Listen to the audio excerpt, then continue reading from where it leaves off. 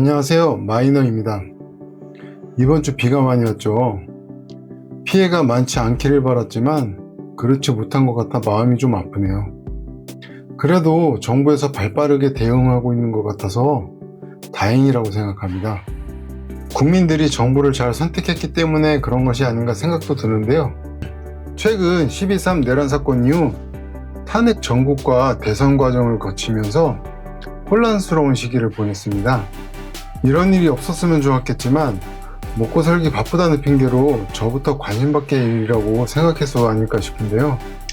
오늘은 그런 생각을 적나라하게 경고하는 고전소설 조지 오웰의 동물농장을 준비해봤습니다. 고전소설은 생활과 직접적으로 연관짓기 어려운 부분들이 있죠. 그래서 조금 어렵게 느껴지기도 하는데요. 이 영상을 보며 과거 정권의 형태와 최근 정치 상황들을 생각해서 읽어본다면 권력의 속성과 사회 구조에 대한 비판적 시각을 갖는 좋은 계기가 되지 않을까 싶어요. 동물농장의 본격적인 줄거리에 앞서서 작가의 사상적 배경부터 설명해 볼게요. 조지 오웰은 1903년도에 태어나서 1950년 47세의 일기로 삶을 마감했습니다. 그의 사상은 복잡하고 어지러운 세계 정세 속에서 하층민의 삶과 같이 했다고 할 수 있는데요.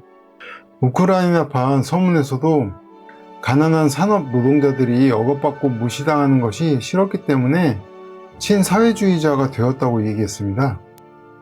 1차 세계대전과 이탈리아 내전, 스페인 내전은 직접 참전했다가 부상을 당하기도 했고요. 2차 세계대전에서는 자원 입대하려고 했지만 패가 나빠 입대하지 못했었죠. 이 같은 경험을 바탕으로 국가 전체주의와 자본주의에 대한 비판을 좀 했었는데요. 동물농장은 잘 알려진 대로 1917년 러시아 혁명으로부터 시작된 소련의 전체주의를 풍자하고 있습니다. 이야기의 무대는 영국 시골의 매너 농장입니다. 이곳에서 인간 주인인 존스 씨의 착취에 시달리는 동물들은 늙은 돼지 메이저의 연설을 통해 혁명의 불씨를 품게 됩니다. 메이저는 인간이 없는 세상, 동물들이 평등하게 살아가는 유토피아를 꿈꾸며 두 다리로 걷는 자는 모두 적이고 네 다리나 날개를 가진 자는 모두 친구입니다 라는 메시지를 남기고 세상을 떠나게 됩니다. 이후 스노볼과 나폴레옹 두 돼지가 혁명을 이끌어 존스 씨를 몰아내고 농장의 이름을 동물농장으로 바꾸게 됩니다. 그리고 인간의 생활 양식을 배척하고 모든 동물이 평등한 사회를 약속하는 7계명을 만들어 공표하지만 시간이 지나면서 돼지들은 점차 권력을 독점하기 시작하게 되죠. 그중 나폴레옹은 독점적 권력을 쟁취하기 위해 개들을 사병으로 훈련시키고 스노볼을 축출하고 폭력으로 권력을 장악하게 됩니다. 그리고 다른 동물들을 선동하고 억압하며 권력 유지에 힘을 쓰죠. 동물들은 인간 농장주였던 존스보다 더한 착취를 당하게 되는데 소설에서 노동자로 대변되는 말, 복선은 나는 더 열심히 일하겠다는 신념으로 끝까지 농장을 위해 헌신하지만 다치고 병들어 쓸모가 없어지자 도축장으로 팔려지는 현실을 동물들이 직접적으로 경험하게 되죠. 7계명도 결국 모든 동물은 평등하다. 그러나 어떤 동물은 다른 동물보다 더 평등하다라는 하나의 계명으로 변질되어 남게 됩니다. 돼지들은 점점 더 인간처럼 행동하게 되고 나폴레옹의 초대로 성사된 주변 인간 농장주들과의 만찬을 창문 밖에서 지켜보는 동물들은 누가 돼지이고 누가 인간인지 분간하지 못하게 되는 장면에서 소설은 막을 내리게 됩니다. 앞서 말씀드렸다시피 이 소설은 1917년 러시아 혁명부터 배경을 하고 있습니다. 그해 2월하고 10월 두 차례 혁명이 일어나게 되는데 10월 혁명이 다들 한 번쯤 들어보셨을 볼셰비키 혁명이죠.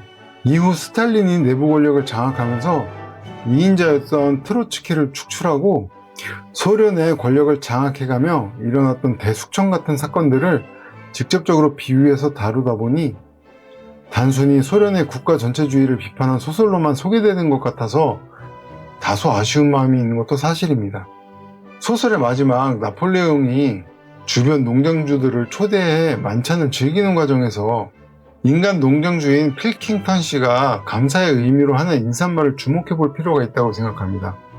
동물농장의 하층 동물이 이 나라의 어떤 동물들보다 일은 많이 하면서 식량을 적게 배급받는 이런 정책은 당연하다. 실제로 나와 동료 방문객들은 오늘 많은 의미 있는 것들을 봤는데 우리 농장에도 즉시 그것들을 도입할 생각이다. 더불어 만약 여러분들에게도 다루어야 할 하층 동물이 있다면 우리 인간들에게도 다루어야 할 하층 계급이 있습니다라고 합니다. 영국 노동자들의 삶에도 관심을 가졌던 조지 오웰은 서문에서도 영국도 커다란 계급적 차별이 있고 부위분배가 잘 이루어지지 않는 자본주의 국가라며 완전히 민주적이지 않다고 비판하기도 했죠. 역사는 스스로 반복한다라는 서양 속담이 있습니다. 왜일까 한번 생각해보면 시대는 발전해왔지만 인간의 욕망은 바뀌지 않았기 때문일 겁니다. 그런 면에서 역시 고전이란 말이 잘 어울리는 것 같아요. 고전도 이렇게 작가의 생각 그리고 배경에 대한 작은 이해, 그와 더불어 현재의 상황을 연결해서 읽어보면 그렇게 어렵게만 보이지도 않는 것 같습니다. 리뷰들이 작가에 대한 이야기나 작품 배경의 많은 부분을 할애하게 되는 이유이기도 합니다. 그럼 조금 더 편한 현대소설을 읽으면 좋지 않을까라는 생각도 들죠. 현대문학은 같은 시대를 그리고 있기 때문에 이해하기가 편한 부분도 있죠. 그런 면에서 현대문학도 좋습니다.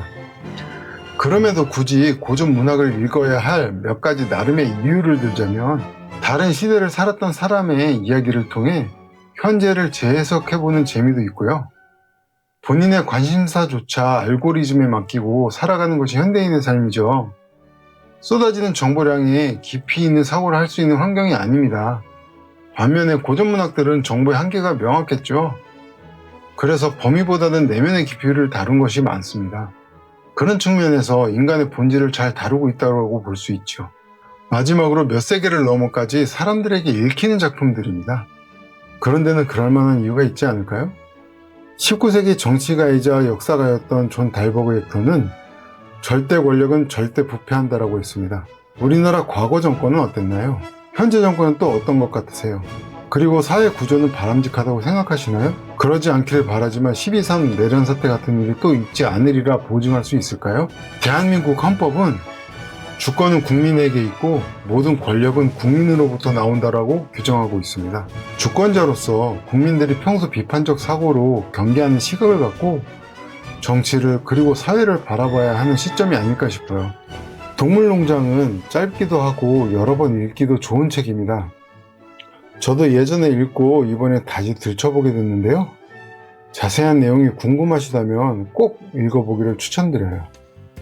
이번 주 수해로 피해를 입으신 분들에게 위로의 말씀을 전하면서 조속한 피해 복구가 이루어졌으면 하는 마음입니다. 오늘 영상은 여기까지입니다. 영상이 마음에 드셨다면 구독과 좋아요 부탁드리고요. 다음엔 더 좋은 얘기로 찾아뵙겠습니다. 감사합니다.